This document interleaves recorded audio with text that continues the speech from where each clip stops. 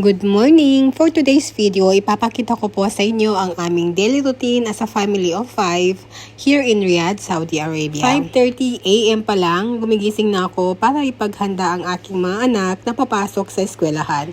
Meron akong grade 4 at saka grade 1 na nag-aral po dito sa Riyadh. Pero bago ang lahat, siyempre kailangan po muna nating mag-pray ng subuh prayer. Pagkatapos po niyan, pinapainit ko na po agad yung tubig na papaligo ng aking mga dalaga kasi nga po medyo malamig na ang weather dito sa Riyadh.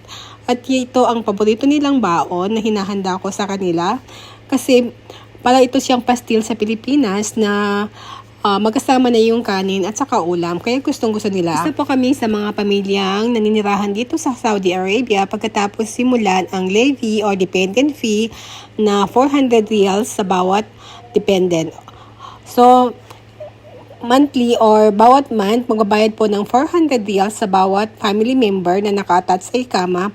So, ibinabayaran po ito every renewal ng ikama na mayroong every 3 months, mayroon ding every 6 months at mayroon ding yearly. At time na parang kisingin ko ang aking mga anak. 5:50 AM ko sila ginigising kasi nga medyo malayo kami sa school at 7 AM ang kanilang pasok. At paggising nila mismo, ililigpit na nila ang kanilang pinaghigaan. Ito na yung pinakamagandang tulong na ginagawa nila sa umaga pa lang. Hindi yan sila babangon, hindi nila iiwan yung bed nila hanggat hindi naliligpit ang kanilang mga pinaghigaan. So yan, nagluto muna ako ng burger para sa kanilang breakfast. Usually, hindi na sila kumakain ng rice kapag umaga kasi binabaonan ko naman sila ng kanin sa kanilang school. Ang klase nila, natatapos yan sila ng 2:40 PM. So, darating sila sa bahay ng around 4 PM or 4:30 PM. Tapos na yan silang maligo. Sila lang ang naliligong dalawa. Hindi ko na kailangang paliguan. At pagkatapos niyan, mag-breakfast na sila.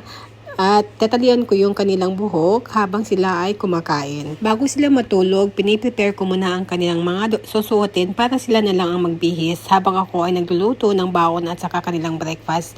Kailangan talaga mabilisan dito kasi nga short lang yung time namin at saka napakalayo po ng school. Yung biyahe po nila, inaabot kami ng 1 hanggat kalahating oras. So, yan, nandito na kami sa school. At sobrang lamig na pala ngayon, winter time na. And that's all for today. Thank you for watching, guys. And bye!